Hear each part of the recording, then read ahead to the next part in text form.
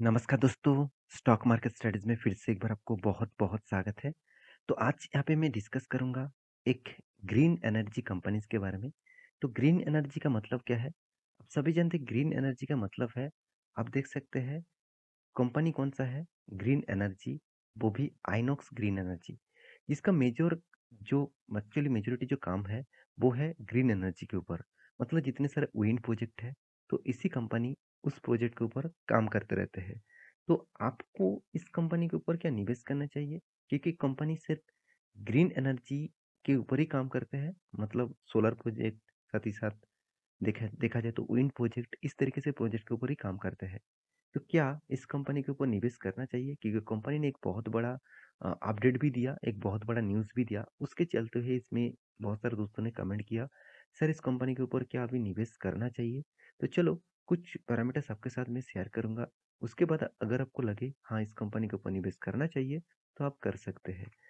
तो सबसे पहले मैं कंपनी के न्यूज़ के ऊपर जाता हूँ। तो न्यूज़ क्या है? आप देख सकते हैं न्यूज़ आया है बिज़नेस स्टैंडर्ड के ऊपर। तो इस न्यूज़ चैनल के ऊपर जाकर आप इस न्यूज़ को देख सकते हैं, इस न्यूज़ को आप पढ़ सकते हैं। तो आप देख सकते हैं Inox Green to acquire majority stake in आप देख सकते हैं इंडिपेंडेंट विंड सर्विसेज प्रोवाइडर। तो यहाँ पे आइनॉक्स ग्रीन क्या है? To acquire majority stake. तो मेजॉरिटी स्टेक उन्होंने खरीदारी की है और यहाँ पे देखिए इंडिपेंडेंट विंड सर्विसेज प्रोवाइडर। तो इसका मतलब क्या है? चलो मैं आपको डिटेल्स में समझा देता हूँ। देखिए पहले से ही जानते हैं कि विंड प्रोजेक्ट जो है वो टोटली ग्रीन एनर्जी के ऊपर काम करते हैं। यहाँ पे पॉल्यूशन के कोई भी गुंजाइश नहीं है, कोई भी पॉल्यूशन नहीं होता। उल्टा पॉल्यूशन और भी क्लीन भी होते हैं, क्योंकि टोटली विंड प्रोजेक्ट के माध्यम से काम किया जाता है। देखिए Inox Green Energy Services on Monday said it will acquire majority stake in independent wind services provider. तो इसका मतलब इंडिपेंडेंट विंड सर्विसेज प्रोवाइडर का टोटल जो मेजॉरिटी स्टेक है उन्होंने क्या किया? खरीदारी की है। दैट ऑपरेटेड मेजर यहाँ पे देखिए majorly in south India with 230 megawatt flat. तो इसका मतलब 230 मेगावाट का जो फ्लैट है उसको टोटली यहाँ पे मेजॉरिटी स्टेक क्या किया? Green energy sorry INOX Green Energy services ने खरीदारी की है। तो इसका फायदा किसको मिलेगा? डायरेक्ट इस कंपनी को मिलेगा। देखिए दो तरीके से बिजनेस होता है। मान के चलिए आपने एक बिजनेस ओपन किया, वही ये सब चला रहे, तो जितना भी लाभ मतलब जितने सारे लॉसेस होंगे, जितने सारे प्रॉफिट होंगे, सब कुछ आपको ही मिलेगा। अगर मान के चलिए आपका अलग-अलग 2 बिज़नेस दोस्तों का है, उस बिज़नेस में भी आप निवेश करके रखें, तो आपको एक एक्स्ट्रा बेनिफिट होगा, अगर वो बिज़नेस प्रॉफिटेबल में है। फिर से कंपनी और क्या करते हैं, मान के चलिए आपका तो खुद का बिज़नेस है ही, साथ ही साथ दूसरे बिज़नेस के ऊपर भी स्टेक मान के चलिए आपका एक फ्रेंड है, यहाँ पे दूसरा फ्रेंड है। ये दोनों फ्रेंड के कंपनीज़ का हिस्सेदारी आपने क्या किया? खरीदारी कर लिए। तो उससे ज़्यादा रेवेन्यूज़ आपको भी मिल जाएगा, क्योंकि उस बिज़नेस का भी आपका फ़ायदा मिलेगा। अगर उस बिज़नेस का ज़्यादा स्टेक आपने खरीदारी कर लिए, तो आपका दोस्तों को मतलब दोस्त से भी ज़्यादा आपका स्टेक ज़्यादा होने से के कारण आप कुछ भी डिसीज़न ले सकते हैं। तो इस तरीके से हमेशा चलते रहते हैं। देखिए आज बड़े-बड़े जो कंपनी है, मान के चलिए टाटा, रिलायंस, अंबानी, साथ ही साथ अदानी, तो इस सब कुछ को देखें, ये सारे का सारे बड़े-बड़े प्लेयर्स को देखेंगे, तो वो स्टार्ट किए थे 1-2 कंपनी से। आज उसके पास कितने-कितने सारे कंपनीज़ हैं। क्योंकि देखिए वो कंपनी तो बनाते भी हैं, साथ ही साथ दूसरे कंपनीज़ के ऊपर वो स्टेक खरीदारी करके वो सारे कंपनी खरीद लेते भी हैं। तो उसी का ही फ़ायदा मिलता है। देखिए बने हुए मान के चलिए आप एक घर बनाने जाएँगे, मतलब एक घर बनाने जाएँगे और एक घर पहले से ही बना हुआ है। तो दोनों में ही खर्चा देखा जाए तो कंपैरिज़न में आपका सेव होगा जो घर बना हुआ है। क्योंकि देखिए वहाँ पे पहले ही घर बना है, तो एक लो कॉस्ट में आपको बेचना पड़ेगा। और आप अगर खुद घर बनाने जाएँगे तो आप खुद का डिज़ाइन कर सकते हैं, खुद का सब कुछ कर सकते हैं, मगर आपको ज़्यादा पैसा देना पड़ेगा। तो ये हमेशा होते रहते हैं, तो सेम टू सेम बिज़नेस में ही इसी तरीके से चलते रहते हैं।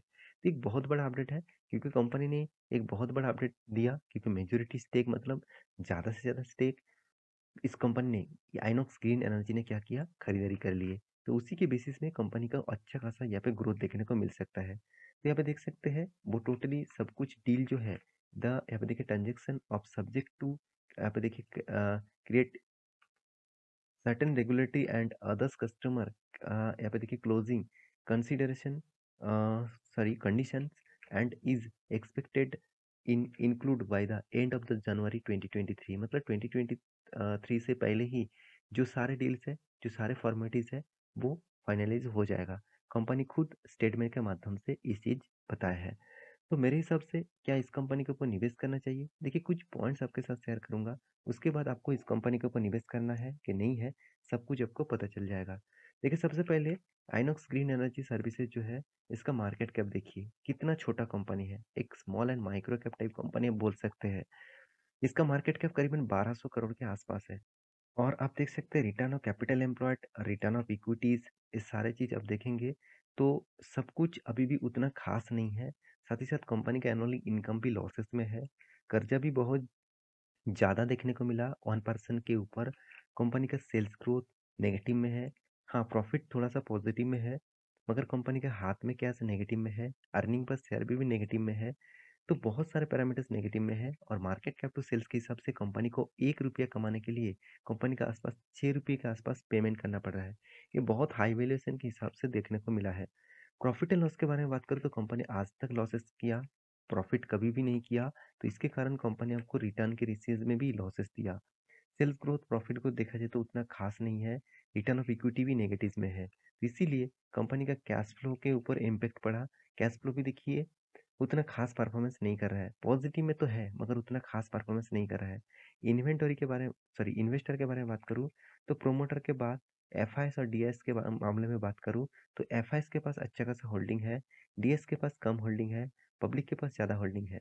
देखिए एफआईएस और डीएस आप जो देख रहे हैं वो शॉर्ट टर्म के लिए भी शायद ट्रेडिंग मतलब इन्वेस्टमेंट करके रखे हैं। शायद उसको प्रॉफिट मिले तो वो निकल जाएंगे, शायद उसको लॉस मिले तो वो निकल जाएंगे। तो आप तो लॉन्ग टर्म के लिए निवेश करके रखे हैं, तो आप उस हिसाब से काम करिए जो हिसाब से आपको फ्यूचर में अच्छा खासा ग्रोथ मिले।